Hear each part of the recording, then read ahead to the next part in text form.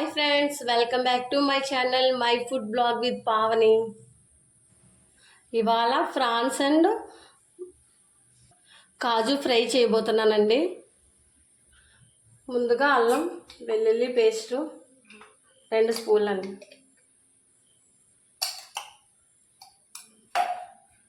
తర్వాత 1 స్పూను పసుపు, 1 స్పూను కారం,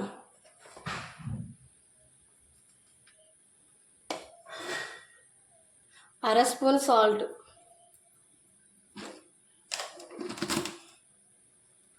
నిమ్మకాయ పిండుకోవాలండి మొత్తం.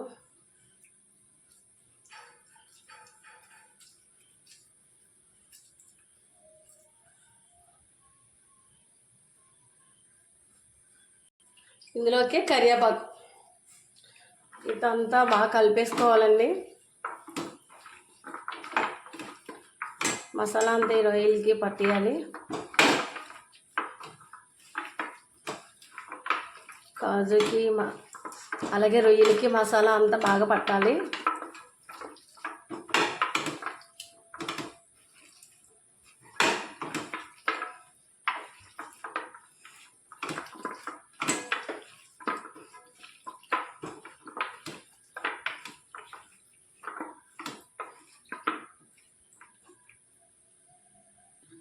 పక్కన పెట్టుకోవాలండి. పక్కన పెట్టుకొని పెనం వేసుకొని గ్యాస్ వేసి పెనం వేసి ఆయిల్ వేసుకోవాలండి. ఒక 4 టేబుల్ స్పూన్లు ఆయిల్ వేసుకోవాలండి.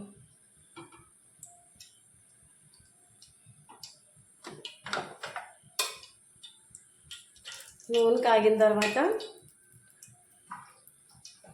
మనం తయారు చేసి పెట్టుకున్న జీడిపప్పు అండ్ ఫ్రాన్స్ వేసుకోవాలండి.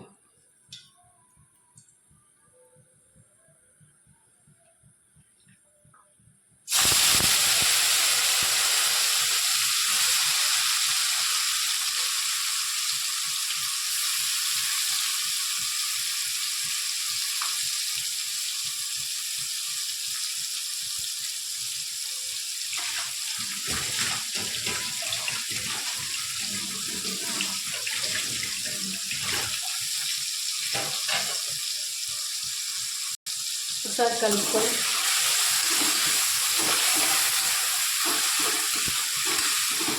ఇలా వేసుకుంటూ ఉండాలండి.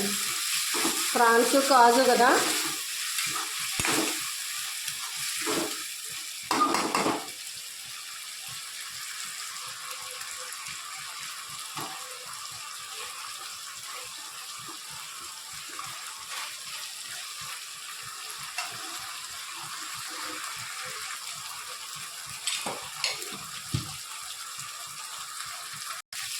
ఇలా కలుపుతూ వేపుతూ ఉండాలండి.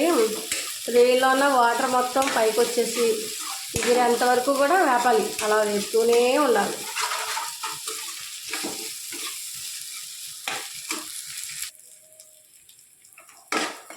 ఇలా వేపుతూనే ఉండాలండి. ఆల్మోస్ట్ అయిపోయి వచ్చింది. ఫ్రై అంటే కొంచెం నీరు చుక్క కూడా ఉండకూడదు, బాగా డ్రై అయిపోయినమాట.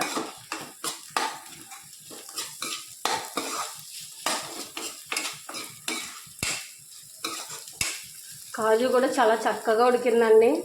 ఫ్రాన్ కూడా చాలా బాగా ఉడికింది, ఫ్రై అయింది, బాగా ఫ్రై అయింది. ఇదిగో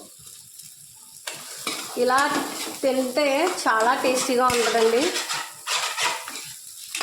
ఒకసారి మీరు కూడా ట్రై చేసి చూడండి. కాజు అండ్ ఫ్రాన్స్ 2 కలిపి మసాలా పెట్టి ఆయిల్ వేసి ఇలా వేపాలి. ఇదంతా కూడా డ్రై అయ్యేంత వరకు కూడా వేపాలి. వేస్తే అమృతంలా ఉంటుంది. మీరు కూడా ట్రై చేయండి ఫ్రెండ్స్. అంతేనండి, అయిపోయింది. ప్లేట్లోకి తీసేసుకుంటున్నాను. గార్నిష్ చేసి చూపిస్తా.